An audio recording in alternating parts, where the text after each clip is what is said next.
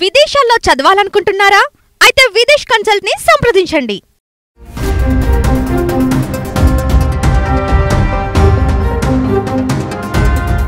దేశవ్యాప్తంగా సంచలనం సృష్టించిన దివంగత బాలీవుడ్ హీరో సుశాంత్ సింగ్ రాజ్పుత్ మృతి కేసులో అనూహ్యంగా ట్విస్ట్ చోటు చేసుకుంది.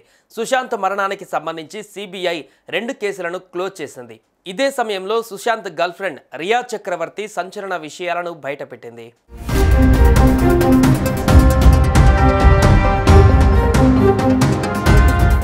సుశాంత్ సింగ్ రాజ్పుత్ బాలీవుడ్లో నెపోటిజానికి బలైపోయాడు.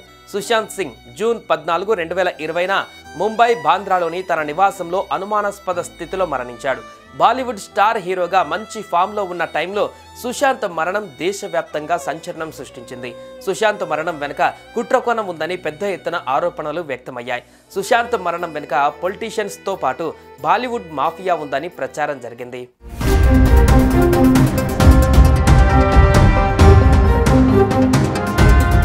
అతను ఆత్మహత్య చేసుకోలేదు, అతన్ని చంపారనే ఆరోపణలపై ఈ కేసును ముంబై సిఐడి నుంచి సిబిఐకు బదిలీ అయ్యింది. తాజాగా ఈ కేసులో తమకు ఎలాంటి ఆధారాలు దొరకనందున కేసును క్లోజ్ చేస్తున్నట్లుగా ప్రకటించింది central bureau of investigation.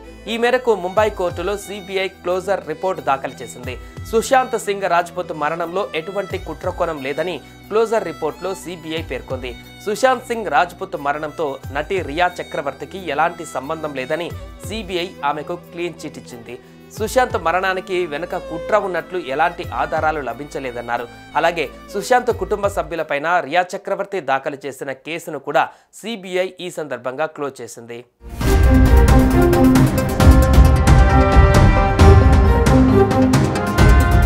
Sushant girl friend నటి రియా చక్రవర్తి ఇతరులు కలిసి అతనిని ఆత్మహత్యకు ప్రేరేపించారంటూ ఆరోపణలు వచ్చాయి. దీంతో పాటు ఆర్థిక మోసం, మానసిక వేధింపులకు గురి చేశారని హీరో తండ్రి కేకే సింగ్ బీహార్ రాజధాని పాట్నాలో పోలీసులకు ఫిర్యాదు చేశారు. ఈ ఫిర్యాదు మేరకు రియా చక్రవర్తితో పాటు పలువురిపైన పోలీసులు కేసు నమోదు చేశారు.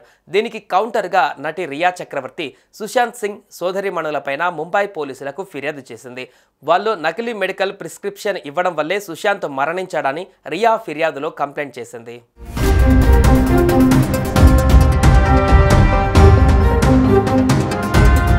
సుశాంత్ సింగ్ రాజ్పుత్ మరణంపైన సిబిఐ తన దర్యాప్తు నివేదికను శనివారం సమర్పించింది.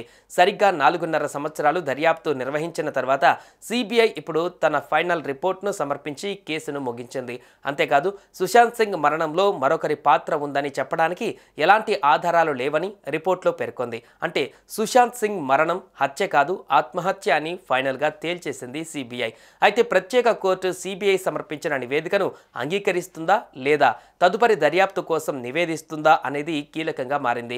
సుశాంత్ కేసు కోర్టులో ఇంకా పెండింగ్లో ఉంది. అయితే ఈ కేసును దర్యాప్తు చేసిన సిబిఐ సుశాంత్ సింగ్ మరణం హత్య కాదని పేర్కొంటూ ఒక నివేదికను విడుదల చేయడం సంచలనంగా మారింది. దీంతో ఈ కేసులో నిందితులుగా ఉన్న రియా చక్రవర్తి ఇతరులకు ఇప్పుడు రిలీఫ్ లభించింది. సిబిఐ నివేదిక తర్వాత సుశాంత్ సింగ్ కేసులో కోర్టు కూడా ఫైనల్ జడ్జిమెంట్ ఇచ్చే అవకాశం కనిపిస్తుంది.